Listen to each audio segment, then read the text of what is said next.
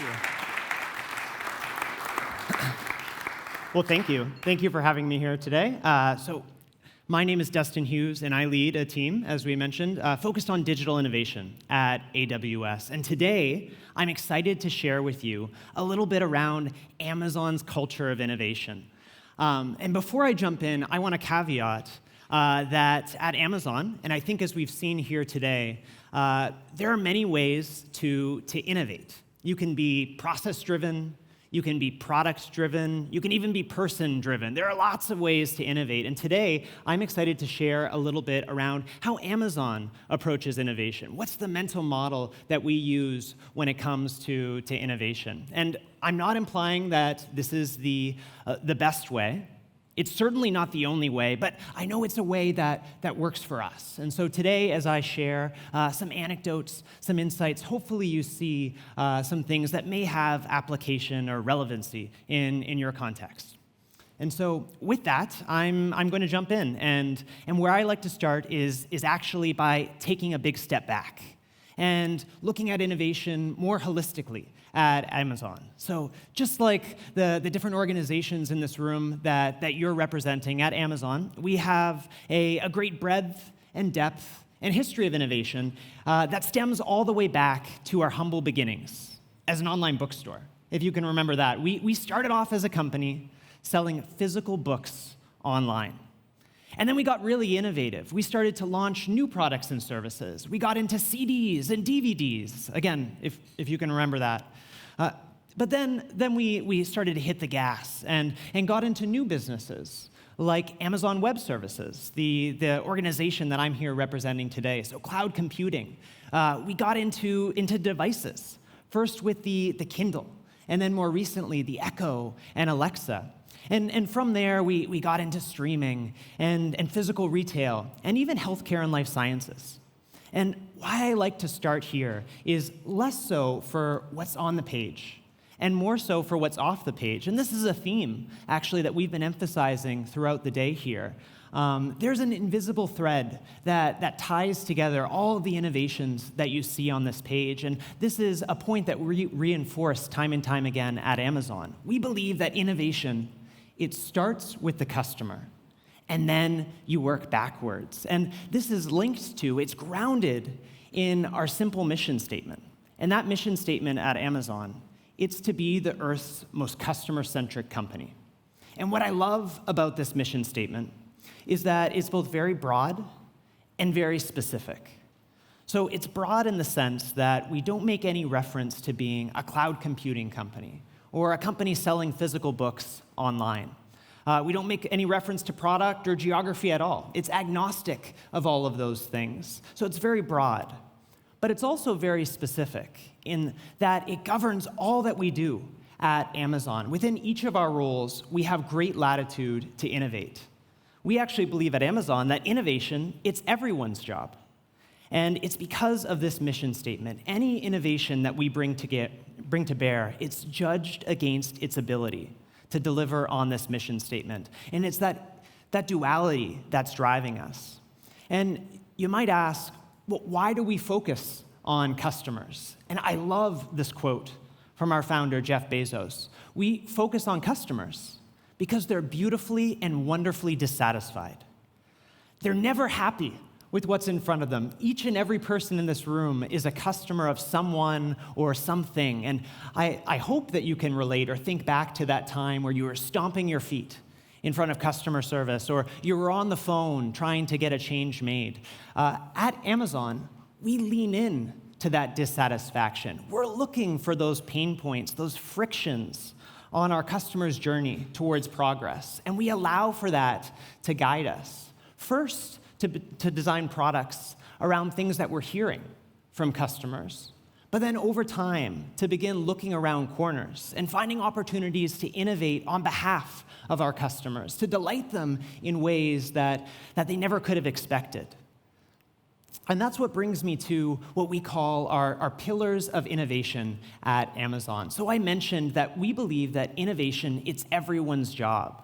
And it's because of culture.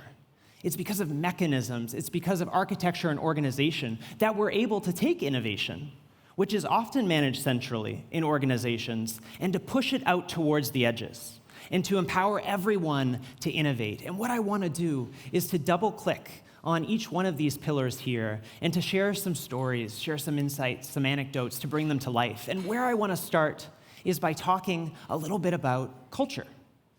This has actually been a big topic for us today. At Amazon, we have a bias for hiring builders, and we want to empower them to do what they do best, which is to build. And the way that we do that is through a well-established belief system. Thilo actually spoke about this earlier today. At Amazon, we have what we call 16 leadership principles. And these leadership principles, they underpin all that we do, from how we hire, to how we provide feedback, to how we make decisions. These leadership principles, they're at the heart of all that we do. And you can actually go to your favorite search engine and look them up online. They're publicly available because we use them not only to communicate internally, but to communicate externally as well. So we're very transparent about these leadership principles, and it's these leadership principles that allow for everyone at Amazon to operate as a leader. That's another belief that we have at Amazon. Irrespective of tenure, irrespective of role, everyone is a leader, and it's because of these leadership principles. Now, we don't have time to go through each and every one of them. There's detail that sits behind them, but I do want to call out a couple of things that stand out to me. And hopefully you spotted it. Our foundational leadership principle at Amazon, unsurprisingly, it's customer obsession. So at Amazon, we believe that leaders start with the customer and work backwards. And we think it critically important to not only earn customer trust, but work hard to maintain that trust. That's paramount. The customer above all else. Another point that I want to emphasize about our leadership principles is the tension that exists across them. It's hard to be customer obsessed and to be frugal. It's hard to insist on the highest of standards and to have bias for action, or to dive deep and deliver results. And it's this tension that allows for us to operate as leaders, that allows for us to make those hard decisions, to have backbone, and to disagree. We encourage that within Amazon. And why do we do that? So that we can move towards commitment. That's one of our leadership principles. Have backbone, disagree, but after we've made space for that discussion, we're looking for commitment.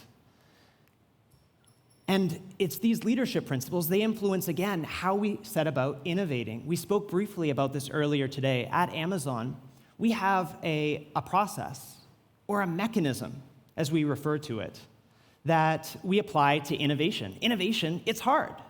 Innovation requires risk-taking. We're making investments in things that very likely won't pan out.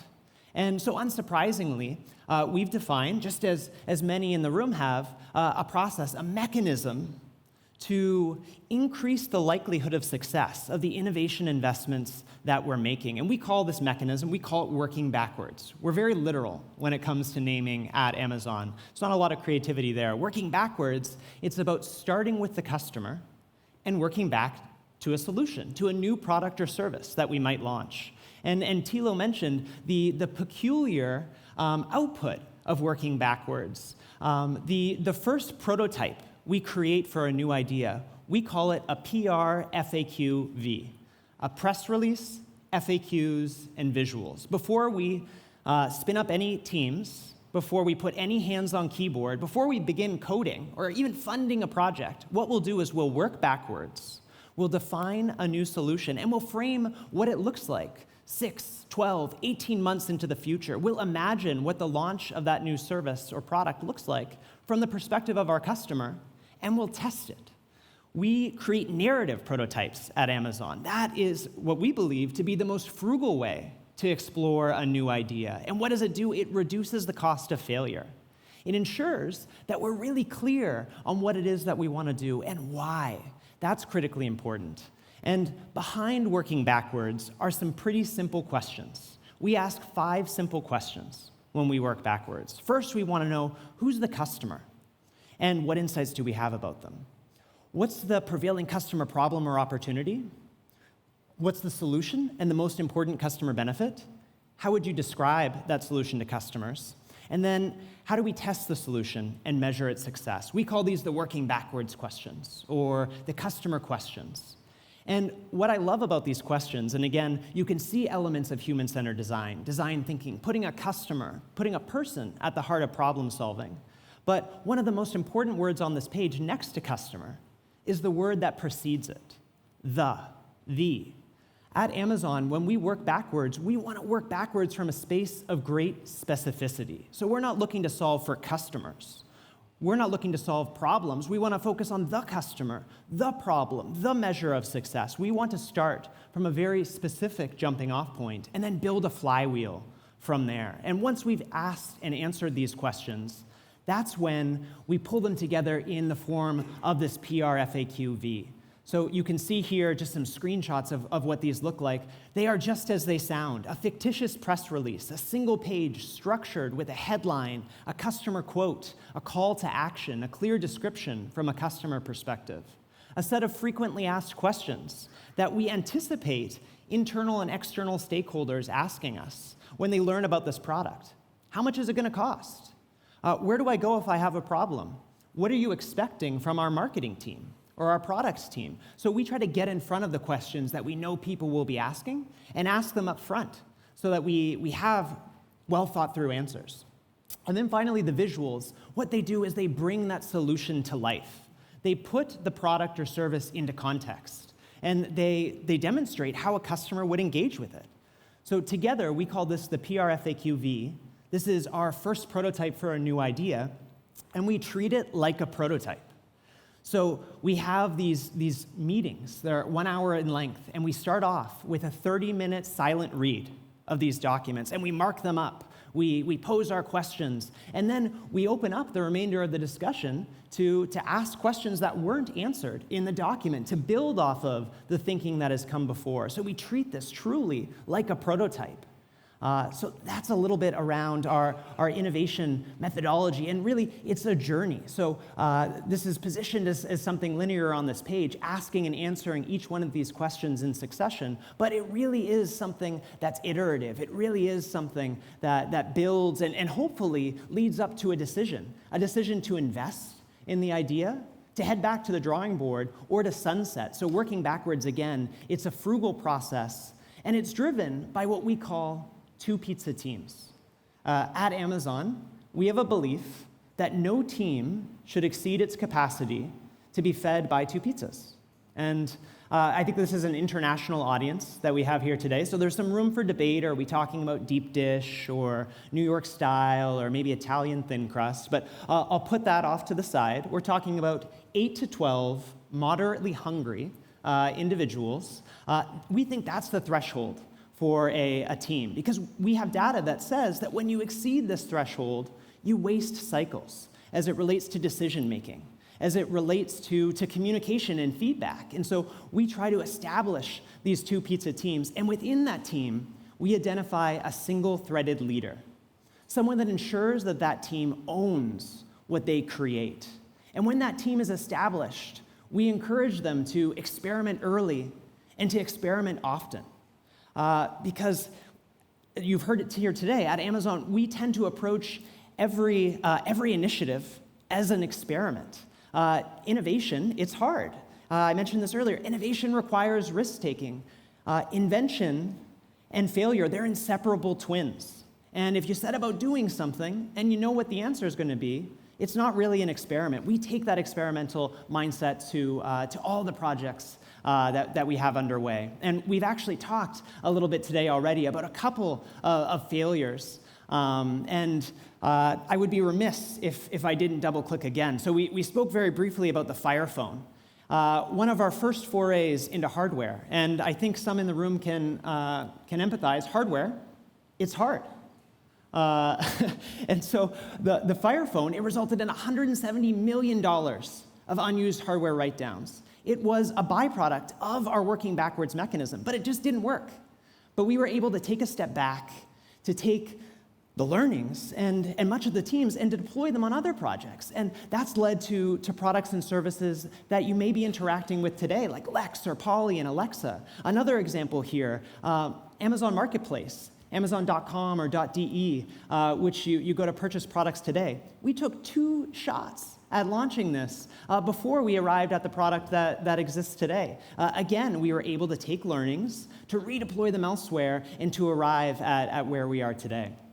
And so it's on this note that I want to encourage everyone here when it comes to innovating. It's about culture, it's about mechanisms, it's about architecture and organization. That's at least how we see it at Amazon. And together, these are the things that allow for us to enable everyone to innovate. So thank you so much for your time here today, and I'm excited to see what this group builds.